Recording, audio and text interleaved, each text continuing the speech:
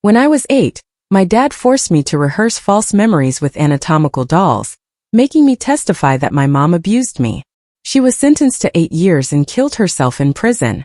At 16, I overheard him boast that I was so well trained I could pass a lie detector, and I finally understood she died as a villain in everyone's eyes when she was innocent.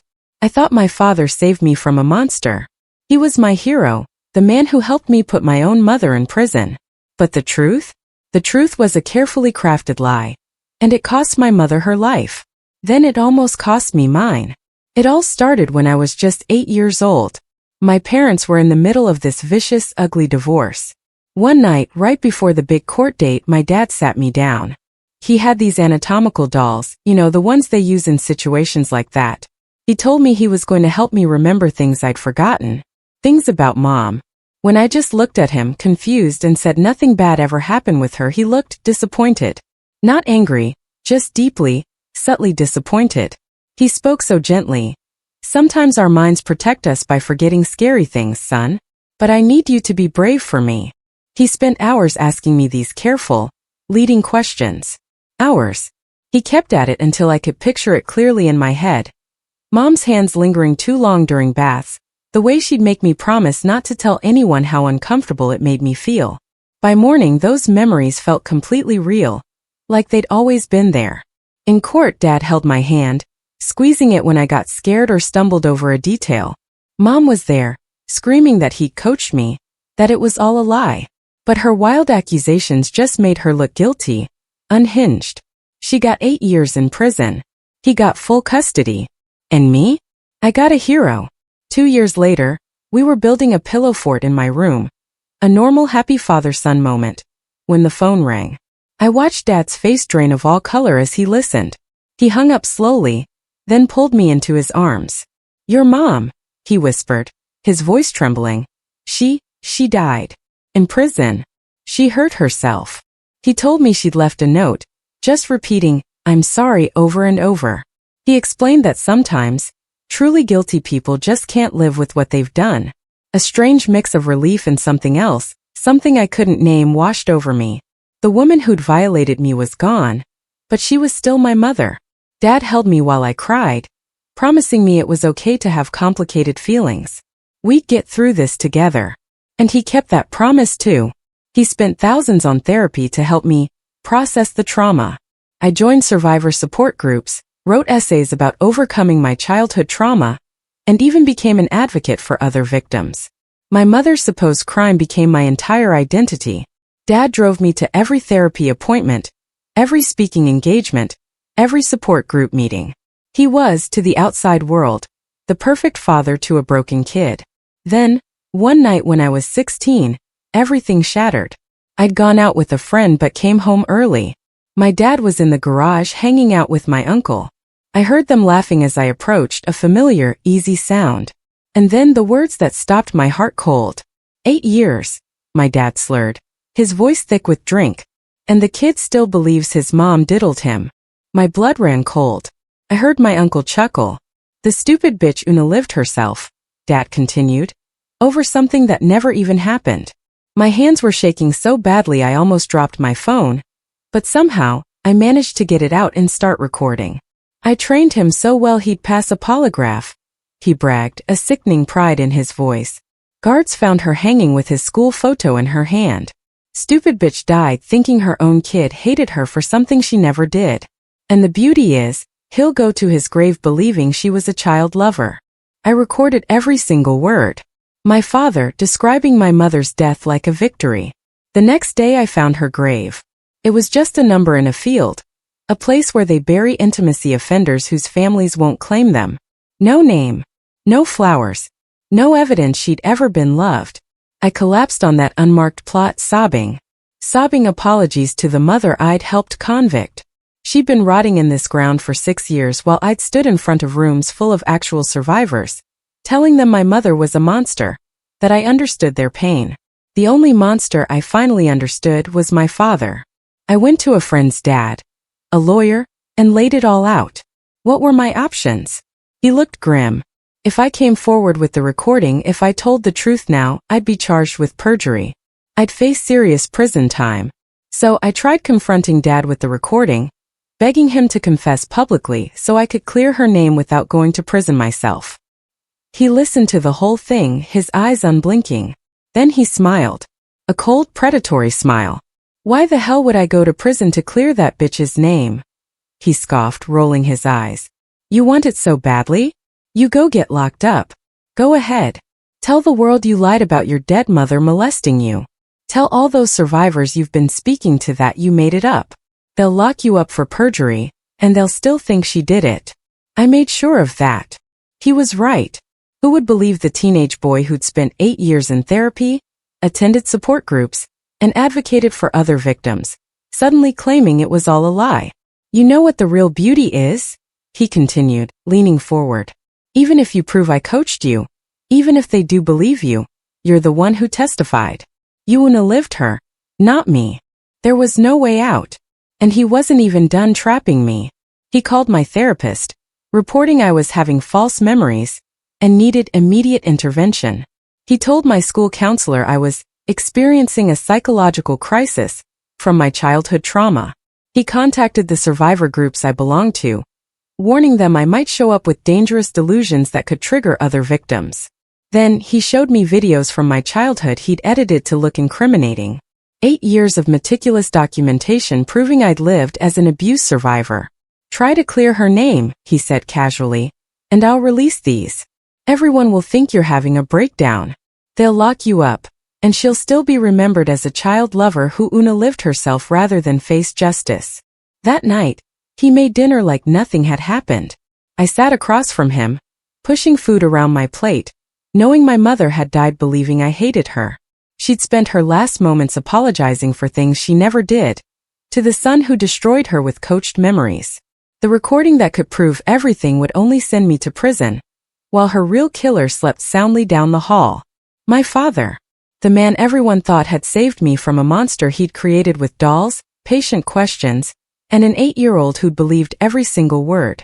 The whole world was wrong about which of my parents was the devil, and there was absolutely nothing I could do about it. After dinner, I escaped to my room and pulled out the recording again. His drunken confession played through my earbuds while I searched online for any legal loophole, any way to expose him without destroying myself. Every search led to the same devastating conclusion: perjury charges, prison time, and a world that would never believe the truth. The survivor groups I'd spoken to would feel betrayed. The other victims I'd comforted would think I'd mocked their real trauma. Dad knocked on my door around 10, just walking in without waiting for permission. He sat on my bed with that concerned father expression he'd perfected over the years. His hand reached out to ruffle my hair, and I forced myself not to flinch. He asked if I was okay, mentioned I'd seemed quiet at dinner. I mumbled something about school stress, and he nodded sympathetically. He reminded me about my therapy appointment tomorrow, said Dr. Mosley was worried about me after their phone call. Then he squeezed my shoulder and left, closing the door softly behind him. I lay awake most of the night, planning and discarding ideas. Maybe I could leak the recording anonymously, but Dad would know it was me. Maybe I could find other victims of his manipulation, but who else would there be? He targeted his own family, used his own son as a weapon. The precision of it made me sick. The next morning I tried acting normal at breakfast. Dad made pancakes my favorite and watched me eat every bite. He drove me to school, reminding me that Dr. Mosley would pick me up for our session. The whole day passed in a blur of classes I couldn't focus on, friends whose normal problems seemed impossibly distant. Dr. Mosley's office had always felt safe before. Now I sat on her couch, knowing Dad had already poisoned her against me. She started gently, asking about any unusual thoughts or memories I'd been having. I stuck to safe topics: school stress, college applications, normal teenage stuff. But she kept circling back. Had Dad mentioned anything about false memories? Was I experiencing any confusion about my past? I realized then how thoroughly he'd trapped me. 8 years of documented therapy sessions, all supporting the lie. 8 years of my own words, my own tears, my own healing journey from trauma that never happened. Even my therapist, who'd helped me through everything, was now his tool. After the session, I asked to walk home instead of getting a ride. Dr. Mosley hesitated but agreed, probably noting it in my file as avoidance behavior. The walk gave me time to think, to accept that conventional methods wouldn't work. Dad had built an impenetrable fortress of lies, and I was trapped inside it with him. At home, I found him in his study working on his laptop. He glanced up when I entered, eyebrows raised in mild surprise. I closed the door behind me and sat across from his desk, trying to look defeated. I told him he'd won, that I'd thought about it and realized there was nothing I could do. His expression didn't change, but something flickered in his eyes. Satisfaction, maybe, or disappointment that the game was over so quickly.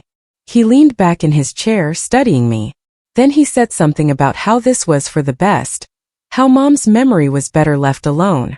The casual cruelty of it made my stomach turn, but I nodded like I agreed. I even managed to thank him for protecting me all these years, the words tasting like poison. That night at dinner, he seemed more relaxed. He actually asked about my day, made jokes, acted like the father he pretended to be for 8 years. I played along, laughing at his stories, asking about his work. Inside, I was taking notes, watching for patterns, weaknesses, anything I could use. Over the next few days, I became the perfect son again. Attended therapy without complaint, participated in my support group, even gave a speech at a local community center about surviving childhood trauma. Dad sat in the front row, proud and supportive, never knowing that every word I spoke was gathering evidence of what he'd done. I started recording everything. Our conversations, his phone calls, even just him moving around the house. Hours of audio files hidden in encrypted folders, backed up to cloud services he didn't know I had. Most of it was useless, but sometimes he'd say something revealing, usually when he thought I wasn't around. One evening, I heard him on the phone with my uncle, laughing about some shared memory. He mentioned the divorce, how ugly it had gotten, how Mom had tried to take everything. Then, almost casually, he added that coaching me had been easier than he'd expected. Kids that age would believe anything if you were patient enough. I saved that file in 3 different places. The real breakthrough came when I was cleaning out the garage, supposedly looking for camping gear. Behind old boxes, I found a filing cabinet I'd never noticed before. Inside were documents from the divorce, including Mom's frantic letters to her lawyer claiming Dad was manipulating me. Her words, written in increasingly desperate handwriting, described exactly what had happened. How Dad had canceled my playdates the week before testimony, kept me isolated, spent hours alone with me. There were also receipts. The anatomical dolls, purchased 2 days before that night. Books on child psychology and memory formation bought months earlier. A paper trail of premeditation that he'd been too arrogant to destroy. I photographed everything, then carefully replaced each document exactly as I'd found it. Dad came home while I was still in the garage, and I quickly grabbed an old tent to justify being there. He helped me carry it inside, complaining good-naturedly about how much junk we'd accumulated. That night, I lay in bed, piecing together my evidence. It wasn't enough for legal justice. Not with the perjury risk. But maybe I didn't need the law. Maybe there were other kinds of justice. Other ways to make him pay for what he'd done to Mom, to me, to the truth itself. I thought about Mom's unmarked grave, the number instead of a name, the field where they buried people society had thrown away. She died believing her own son hated her, had spent her last moments looking at my school photo and apologizing for crimes she'd never committed. The weight of that truth was suffocating, but I couldn't act rashly. Dad had spent years building his fortress of lies, and I'd need to be just as patient, just as careful to tear it down. Every move had to be calculated, every word measured. He'd taught me well after all. He'd shown me exactly how to destroy someone's life with nothing but patience and carefully crafted stories. The irony wasn't lost on me. He'd created his own enemy, trained me in the very skills I'd need to fight him. All those years of therapy had taught me to analyze behavior, to understand motivation. The support groups had shown me how survivors think, how they process trauma and seek justice. Even the public speaking had given me confidence, the ability to tell a story that people would believe. I started small, testing boundaries, mentioned casually that I'd been thinking about Mom lately, wondering about her childhood, her family. Dad's jaw tightened, but he responded smoothly, reminding me that dwelling on the past wasn't healthy. I agreed, then asked if we had any old photos of her from before everything happened. He said he'd thrown them all away, that it had been too painful to keep reminders. Another lie, probably, but I nodded understandingly and dropped the subject, filing his reaction away for future reference. Days passed in this careful dance. I maintained my perfect son facade while secretly documenting everything, building my arsenal of evidence. I learned his routines, his habits when he was most likely to let his guard down. Late evenings after a few drinks, early mornings before coffee, phone calls with my uncle when he thought I was at school. The challenge was fighting someone who knew me so well, who'd literally shaped my mind for 8 years. Every strategy one considered, he'd probably anticipate. Every move I made, he'd be watching for signs of rebellion. I had to be unpredictable while seeming entirely predictable. Had to plan my attack while appearing completely defeated. One thing became clear. I couldn't do this alone. But who could I trust? Who would believe me? And more importantly, who could help without putting themselves at risk? Dad had connections, influence, a sterling reputation as a devoted single father. Anyone who helped me would be painting a target on their back. Still, I had to try. The recording of his drunken confession burned in my mind. Proof that could destroy him if only I could find a way to use it without destroying myself. There had to be someone, somewhere, who could help me navigate this impossible situation. As I sat in my room that night, surrounded by hidden evidence and careful plans, I realized something. Dad thought he'd won because he'd trapped me in his lie. But he'd also trapped himself. He couldn't expose me without exposing himself. He couldn't silence me permanently without raising questions. We were locked in this horrible dance together, predator and prey. Except I was no longer sure which role belonged to whom. The game wasn't over. It had barely begun. The following morning brought an unexpected development. Dad announced over breakfast that we'd be visiting my grandmother, his mother, for her birthday weekend. I hadn't seen her in months, and the timing felt deliberate. He watched my reaction carefully as he explained we'd leave Friday afternoon and return Sunday evening. I maintained my defeated facade, nodding along as he detailed the plans. But inside my mind raced. 3 days away from home meant 3 days away from my evidence, my recordings, my carefully hidden proof. He was isolating me, removing me from any resources I might use against him. Thursday evening, I watched him pack his suitcase with practiced efficiency. He hummed softly, seemingly relaxed, but I noticed how he kept glancing at me. Testing, always testing. I packed my own bag slowly, making sure to seem listless, broken. Let him think he'd won completely. The drive to grandmother's house took 4 hours. Dad filled the silence with casual conversation about school, college plans, safe topics that wouldn't trigger any dangerous thoughts. I responded appropriately, even managed to laugh at his jokes. All the while I studied him. The way his hands gripped the steering wheel, the slight tension in his jaw when I mentioned looking forward to seeing grandmother. Grandmother lived in a small house surrounded by farmland. She greeted us warmly, pulling me into a hug that smelled of lavender and baked bread. Dad watched our interaction closely, and I realized this visit served multiple purposes. He was reinforcing his image as the devoted son and father, while also ensuring I had no opportunity to act against him. That first evening passed slowly. Grandmother had prepared my favorite dinner, and we sat around her kitchen table like a normal family. She asked about school, my friends, my plans for the future. Dad answered half the questions for me, smoothly steering conversation away from anything potentially problematic. I excused myself early, claiming tiredness from the drive. In the guest room I lay awake, analyzing every word, every gesture. Dad had brought me here for a reason beyond a simple birthday visit. But what? Saturday morning revealed his strategy. Grandmother mentioned almost casually that she'd been worried about me. Dad had told her I'd been having some difficulties, some confusion about the past.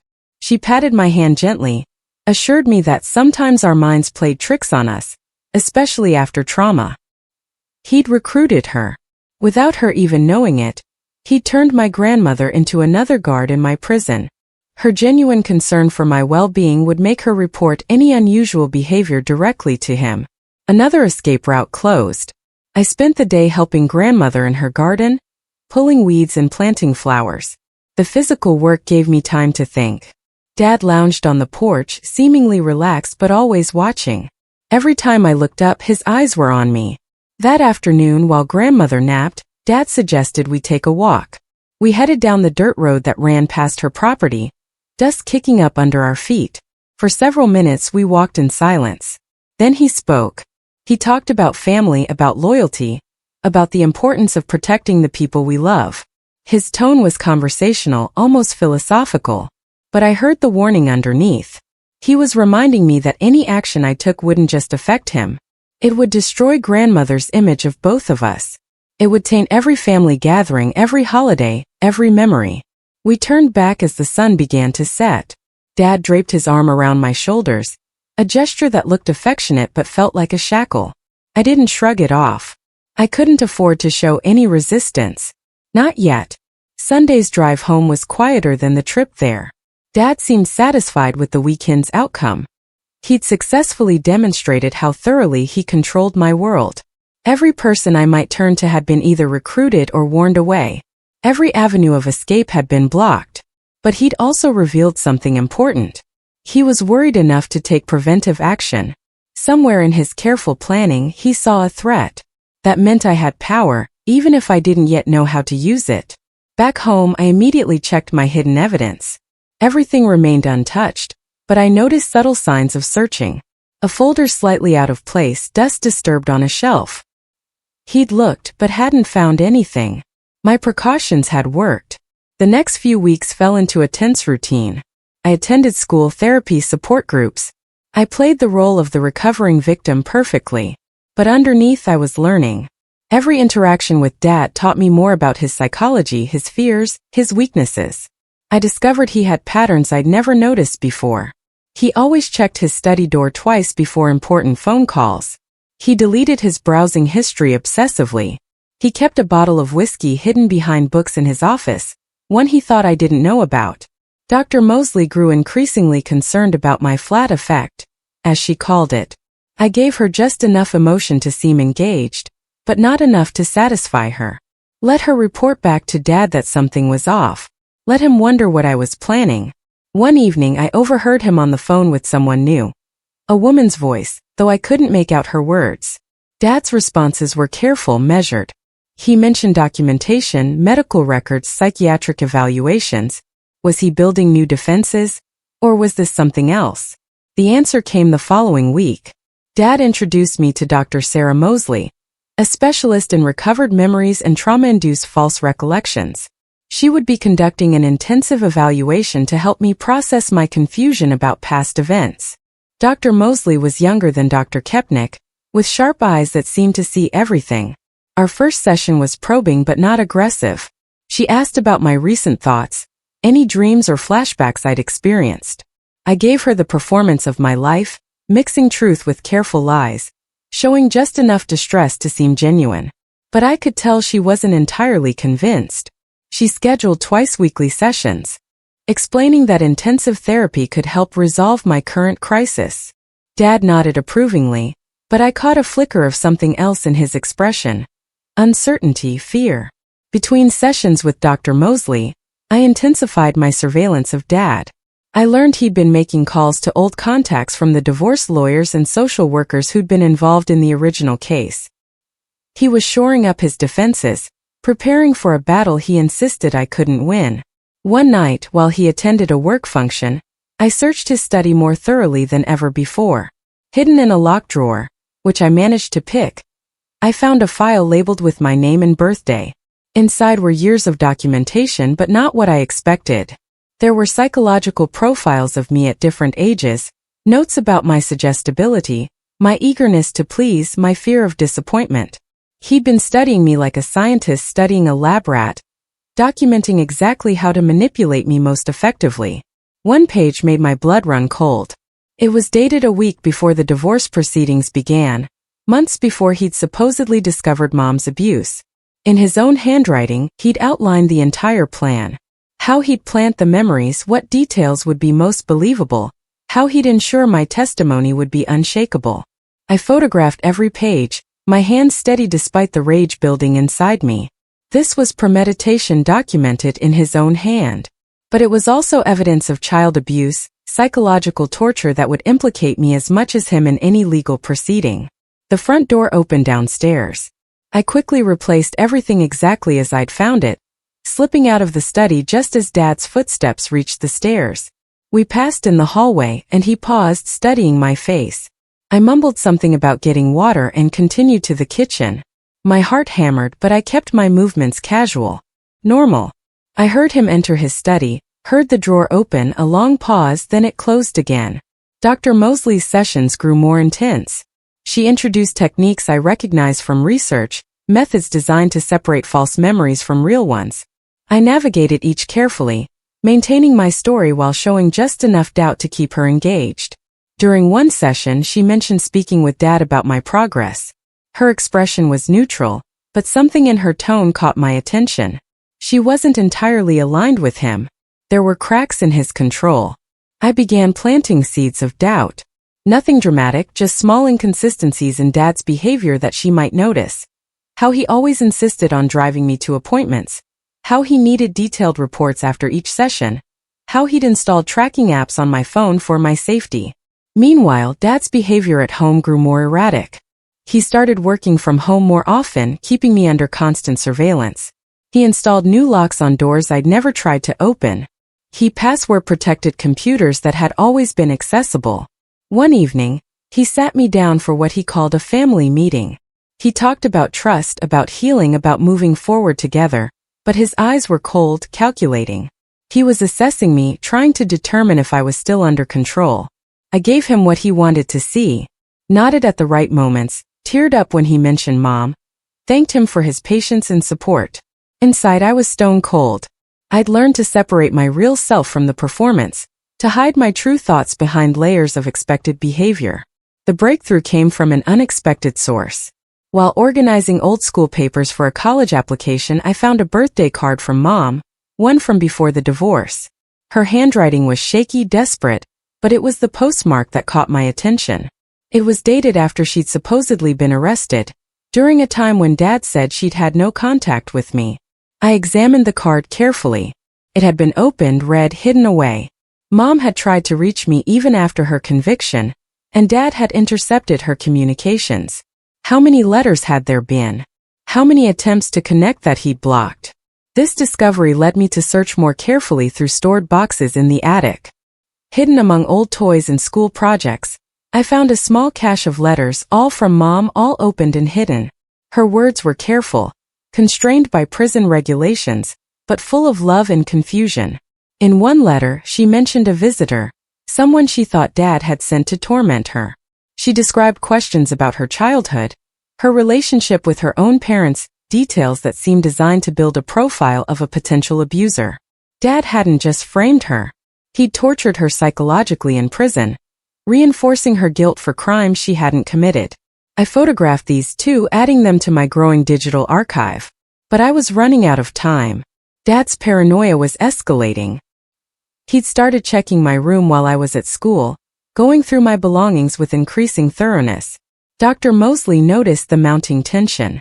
During our sessions, she probed deeper into my family dynamics, asking questions that seemed to extend beyond recovered memories. I sensed an opportunity but had to be careful. One wrong word, and Dad would remove her from the equation. I began describing dreams, vivid nightmares that mixed truth with fiction. In them, dolls became puppets, and I was both puppeteer and marionette. Dr. Mosley's interest sharpened. She asked for more details, encouraged me to explore the symbolism. Through these dream narratives, I painted a picture of manipulation and control that any trained psychologist would recognize. I never accused Dad directly, never contradicted my original testimony, but I laid out patterns of behavior that told their own story. The turning point came during a particularly intense session. Dr. Mosley asked about my earliest memory of feeling unsafe. Without planning it, I described the night with the anatomical dolls. But I told it differently this time, focusing on my confusion, my desire to please Dad, the way the story had changed with each telling until I believed it myself. She didn't react visibly, but I saw her making notes, saw the slight furrow in her brow. When the session ended, she asked if I'd be comfortable with her reviewing some of my early therapy records. I agreed eagerly, perhaps too eagerly. She noticed that too. That night, Dad was waiting when I got home. He didn't say anything at first, just watched me with those calculating eyes. Then he mentioned that Dr. Mosley had called, wanting to discuss my treatment plan. His tone was casual, but I heard the warning underneath. Dinner was tense. Dad talked about potentially switching therapists, finding someone who specialized in different techniques. I protested just enough to seem genuine, but not enough to raise suspicion. Let him think I was attached to Dr. Mosley. Let him wonder why. Over the next few days, I noticed increased scrutiny. Dad started accompanying me to more activities, showing up unexpectedly at school events. He was tightening the net, preparing for something. But what? The answer came in the form of a family dinner with my uncle. He arrived looking uncomfortable, avoiding eye contact with me. As we ate, the conversation felt forced, full of hidden meanings I couldn't quite grasp. After dinner, Dad suggested I show my uncle my college application essays. It was an odd request, but I complied. As my uncle read through my carefully crafted words about overcoming trauma, I watched his face. He knew. Maybe not everything, but he knew something. When he left, he hugged me longer than usual, whispered something about being proud of me, about strength coming in many forms. Dad watched from the doorway, his expression unreadable. That night, I lay awake piecing together the puzzle. Dad was building a case for something: the increased therapy, the family visits, the documentation. He was creating a paper trail that would support some new narrative, some new trap I hadn't yet recognized. The next morning brought clarity in the worst way. Over breakfast, Dad mentioned considering a treatment facility, a place that specialized in false memory syndrome. Somewhere I could get intensive help for my confusion. Somewhere isolated, controlled, where his version of reality would be the only one that mattered. I kept my expression neutral, asked appropriate questions about the program. Inside, panic clawed at my throat. A treatment facility would mean no access to my evidence, no contact with anyone who might help. It would be the perfect prison disguised as medical care. Time was running out. Whatever plan I'd been forming needed to accelerate, but every move I considered seemed to lead to the same trap. Expose him and face prison myself. Stay silent and disappear into a facility where my truth would be medicated into submission. Dr. Mosley became my only hope. During our next session, I took a calculated risk. I mentioned the treatment facility, watched her reaction carefully. She asked probing questions about the suggestion, about who had recommended it. Her concern seemed genuine. As the session ended, she did something unexpected. She handed me her business card, pointed to her personal cell number written on the back. "For emergencies," she said. Her eyes held mine a moment longer than necessary. I pocketed the card carefully, aware that Dad would search for it later, but I memorized the number first, burned it into my memory like a lifeline. Dr. Mosley knew something was wrong. Whether she'd help remained to be seen. The next few days were a careful ballet of surveillance and counter-surveillance. Dad watched me constantly, but I'd learned to hide in plain sight. I deleted my digital evidence cache, distributed copies across cloud services he didn't know existed. I prepared for the possibility that I might lose access to everything. During this time, I made another discovery. While helping with laundry, I found a receipt in Dad's pocket. It was from a private investigator, someone he'd hired recently. The pieces clicked into place. He wasn't just monitoring me. He was investigating someone else. But who? The answer came when I overheard another late-night phone call. Dad mentioned Dr. Mosley's name, her credentials, her history. He'd been investigating her, looking for leverage. And from his satisfied tone, he'd found something. I had to warn her. But how? Any direct contact would be monitored, traced, used against both of us. I needed a method that wouldn't implicate either of us. Something that would seem like coincidence rather than communication. The solution came from an unexpected source. During my support group meeting, I shared a carefully crafted story about trust and betrayal, about the complexity of truth. I knew Dad would hear about it, but I also knew the group facilitator often consulted with other therapists about challenging cases. The story would make its way to Dr. Mosley, carrying my coded warning. Sure enough, Dad confronted me that night about my share at group. I played confused, insisted I'd been talking about my ongoing healing process. He seemed to buy it, but his agitation was visible. The walls were closing in on both of us. Dr. Mosley's next session was different. She was more careful, more formal, but she also asked new questions, ones that seemed designed to create an official record. She had me describe in detail my emotional state, my living situation, my relationship with Dad. She was building documentation of her own. As weeks passed, the tension in our house became unbearable. Dad barely slept, spending nights in his study making calls, sending emails, preparing for something. I maintained my facade during the day, but spent nights planning contingencies, preparing for whatever was coming. The treatment facility brochures appeared on the kitchen counter one morning. Glossy photos of peaceful grounds, smiling patients, caring staff. Dad discussed it casually over breakfast, mentioning he'd scheduled a tour for next week. Just to see, he said. Just to explore options. I knew that tour would become an admission. Once I entered those gates, I might never leave. Not as myself, anyway. Whatever I was going to do, it had to happen before that tour. But Dad had anticipated even this. He took time off work, stayed home to monitor me constantly. He drove me to every appointment, waited outside every meeting. The prison was complete and he was the only guard.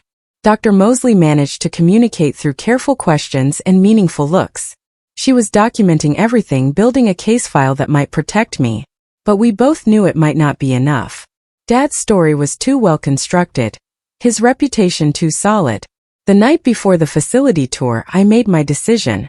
Whatever happened, I wouldn't enter that place. I'd spent 8 years living a lie that destroyed my mother. I wouldn't spend the rest of my life in a place designed to reinforce that lie. I prepared carefully, knowing I'd have one chance. Everything I'd learned about Dad, every weakness I'd observed, every pattern I'd documented, it all came down to this. He taught me well, showed me how patient manipulation could destroy a life. Now I'd use those same tools against him. The morning of the tour arrived, gray and drizzling. Dad was up early, preparing with unusual care. He wanted to make a good impression at the facility, present himself as the concerned father seeking help for his troubled son. I played my part, dressing neatly, acting subdued but cooperative. As we prepared to leave, I made my move. Not dramatically, not obviously, just a small action that would cascade into something larger. I'd learned from the master, after all. Sometimes the smallest push could topple the largest structure. The game that had begun with anatomical dolls and patient questions was about to reach its conclusion. One way or another, the truth would finally break free from the prison of lies we'd both helped build. The only question was which one of us would be left standing when it did. I slipped my phone into my pocket, the recording app already running. Dad noticed the movement, but dismissed it as nervous fidgeting. He grabbed his keys and gestured toward the door, that practiced paternal smile never wavering. The drive to the facility stretched endlessly. Dad filled the silence with descriptions of their innovative treatment methods, their success rates with patients suffering from false memory syndrome. I nodded at appropriate intervals while mentally reviewing everything I'd learned about him. His need for control, his paranoia about exposure, his absolute certainty that he'd won. We arrived at a sprawling complex that looked more like a country club than a treatment center. The receptionist greeted Dad by name, confirming my suspicion that this tour was just a formality. My admission had already been arranged. The director, a woman with kind eyes and a firm handshake, led us through pristine hallways. She explained their intake process, the initial evaluation period, the restricted communication policy for the first month. Dad asked careful questions about security measures, about preventing harmful outside influences from disrupting treatment. I played my part perfectly, asking tentative questions about daily routines, recreational activities, anything that made me seem cooperative but apprehensive. Inside, I was counting down, waiting for the right moment. It came in the director's office. She excused herself to retrieve admission paperwork, leaving us alone. Dad relaxed slightly, his guard dropping for just a moment. He walked to the window, surveying the grounds with satisfaction. I pulled out my phone, fingers moving quickly across the screen. Not to call for help or send evidence to authorities.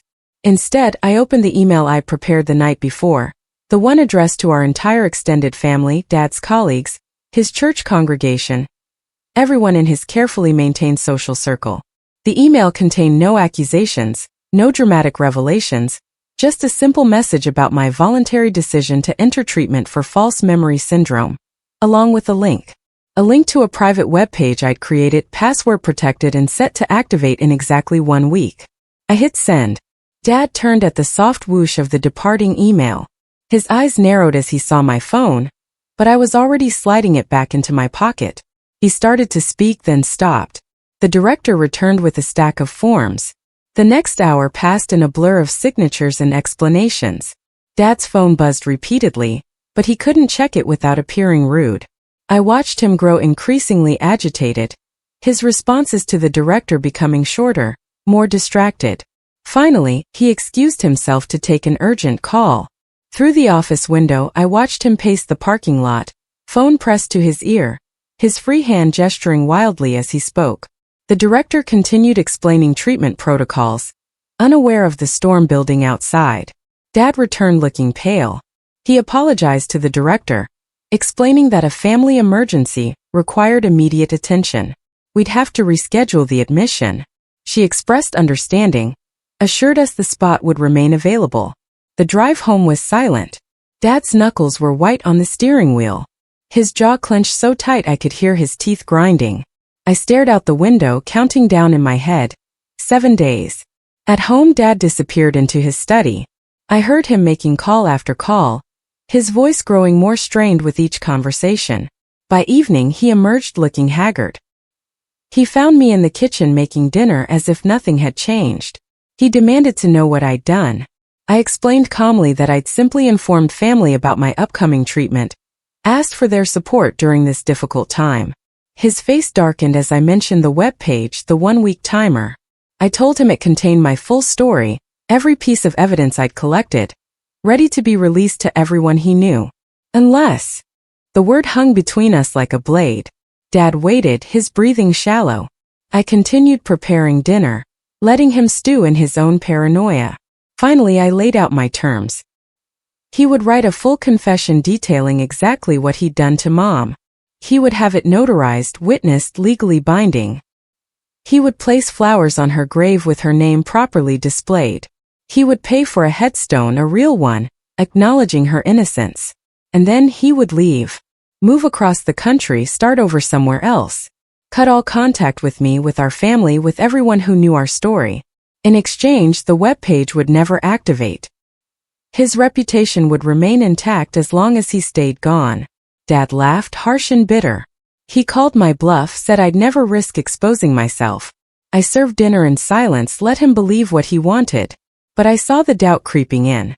The fear that maybe, just maybe, I'd reached a point where prison seemed preferable to living his lie. The next 3 days were a war of nerves. Dad tried everything.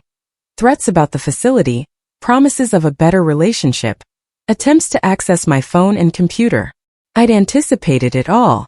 My evidence was scattered across a dozen cloud services, protected by passwords he'd never guess.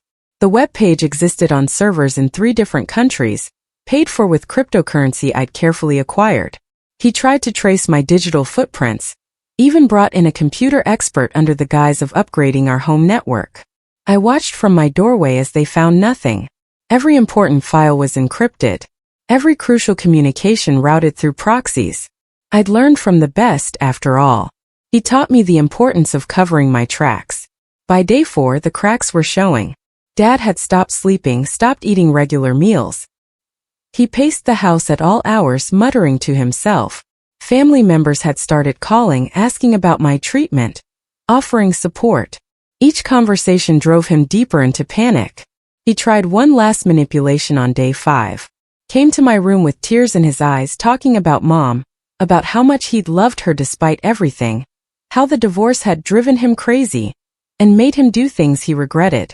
But it was too late to fix it now, wasn't it? Too late for confessions and apologies. I almost wavered. Almost. Then I remembered Mom's letters from prison, her confusion and pain, her final moments believing her own son hated her.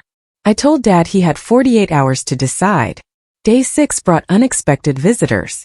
Dr. Mosley arrived unannounced, claiming she needed to discuss my treatment plan. Dad couldn't refuse without raising suspicions. She interviewed me privately, asked careful questions about my decision to enter the facility.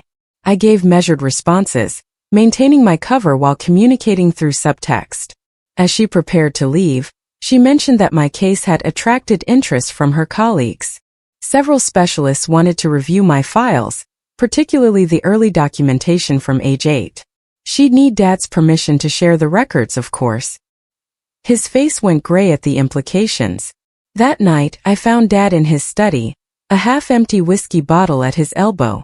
Legal documents covered his desk, the confession I demanded among them.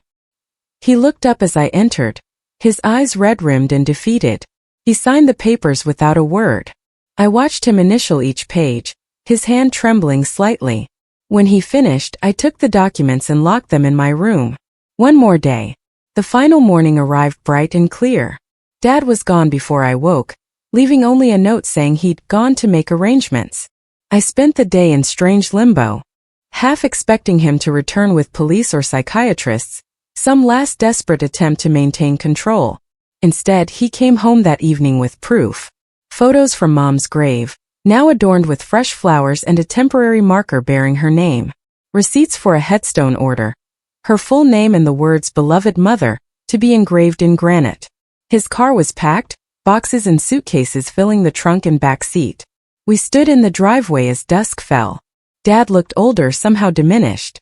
He started to speak several times, then stopped. Finally, he just nodded and got in his car. I watched him drive away, tail lights disappearing around the corner. I went inside and disabled the web page, deleted the timer, removed all traces of its existence. The evidence would remain hidden but secure. Insurance against his return. But I wouldn't need it. Dad understood the price of his freedom. That night, I sat at the kitchen table with Mom's letters spread before me. I read each one again, hearing her voice in the carefully written words. Tomorrow, I would visit her grave, see her name finally displayed with dignity.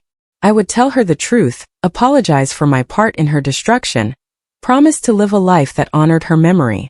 The house felt different without Dad's presence, lighter, somehow, as if his lies had been a physical weight pressing down on everything. I had no idea what came next. College applications still waited, my future uncertain.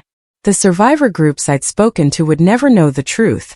The false identity I'd lived for 8 years would remain, a scar that would never fully heal. But I was free. Free from the daily performance, the constant vigilance, the suffocating weight of his control. Free to figure out who I really was beneath the lies. It wasn't justice. Not really. Mom was still gone. Her reputation forever tainted. I still carried the guilt of false testimony, the knowledge that my words had condemned her. Dr. Mosley called the next day, professionally, informing me that the facility had contacted her about my canceled admission. She wondered if I'd like to continue our sessions, perhaps explore some of the issues we'd been discussing. I agreed, knowing she understood more than she could officially acknowledge. The weeks that followed were quiet. I established new routines, learned to navigate life without Dad's constant presence. Family members asked about him, and I explained he'd taken a job opportunity across the country. The story spread naturally, believed because people wanted to believe it. I graduated high school without fanfare, enrolled in a local community college psychology major, to no one's surprise. Dr. Mosley continued our sessions, helping me process the trauma of both the false memories and the truth. Progress was slow, measured in small victories and difficult setbacks. 6 months later, I stood at Mom's grave with its new headstone. Fresh flowers replaced the wilted ones, a ritual I'd maintained weekly. I told her about my classes, about the part-time job I'd found, about the apartment I was saving to rent, normal things, the kind of updates she'd missed for 8 years. Sometimes I wondered where Dad was, what story he was telling in his new life, but mostly I focused on my own journey, the slow work of building an authentic existence from the wreckage of lies. It wasn't the dramatic ending anyone would expect. No public vindication, no legal justice, no moment of triumph. Just a quiet victory measured in small freedoms. The freedom to think my own thoughts, to feel my own feelings, to remember my mother with love instead of manufactured horror. The freedom to choose my own path, even if that path was complicated by the past I couldn't change. I touched Mom's headstone one last time before leaving. The granite was warm from the afternoon sun, solid and real beneath my fingers. Her name carved deep and permanent. A truth that could no longer be hidden or denied. It wasn't enough, would never be enough, but it was what I could give her now. In this life shaped by lies but no longer defined by them. The cemetery gate closed behind me with a soft click. I walked to my car, drove home to continue the quiet work of living. No dramatic finale, no perfect resolution, just the daily choice to move forward, carrying the weight of the past, but no longer controlled by it.